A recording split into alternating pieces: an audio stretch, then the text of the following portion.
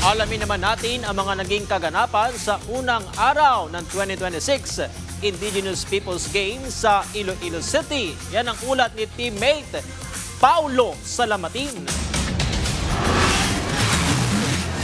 Maaga pa lamang ay formal lang binuksan ang Visayas leg ng 2026 Indigenous Peoples Games na pinamumunuan ni Philippine Sports Commission Commissioner Matthew Fritz Gaston kasama si National Commission on Indigenous Peoples o NCIP Visayas Commissioner Alex Centena. Dinaluhan ito ng mga katutubong atleta mula sa iba't ibang panig ng Western Visayas sa mga lugar ng Aklan, Antique, Capiz, Iloilo at Guimaras na kung saan sabik na sabik ang lahat ng mga kalahok na ipakita ang kanilang galing sa mga tradisyonal na laro. Sa gitna ng initan na naig pa rin ang kasiglaan at determinasyon ng bawat tribo upang manalo sa bawat cultural games gaya ng lisik-lisik, kadang-kadang sa paya, trumpo at bayo sa palay. Ngunit pagsapit ng tanghali, pansamantalang itinigil ang mga laro dahil sa lumalalang init ng panahon bilang pag-iingat sa kalusugan at kaligtasan ng mga katutubong atleta. Samantala, habang walang kompetisyon, isinagawa ang isang IP forum kung saan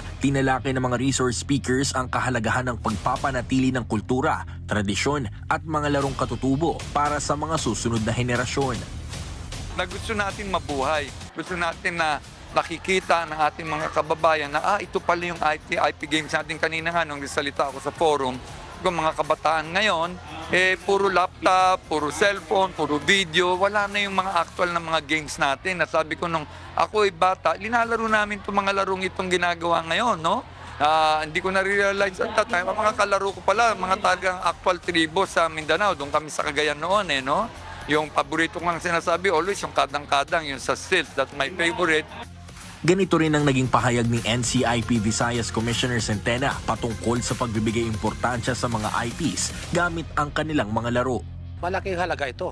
Isa pa, as of now ngayon, alam mo naman yung mga bagong generation, para nakalimutan na nila yung mga laro, palagi na sa cellphone na, kahit TV, nawala sa kanila.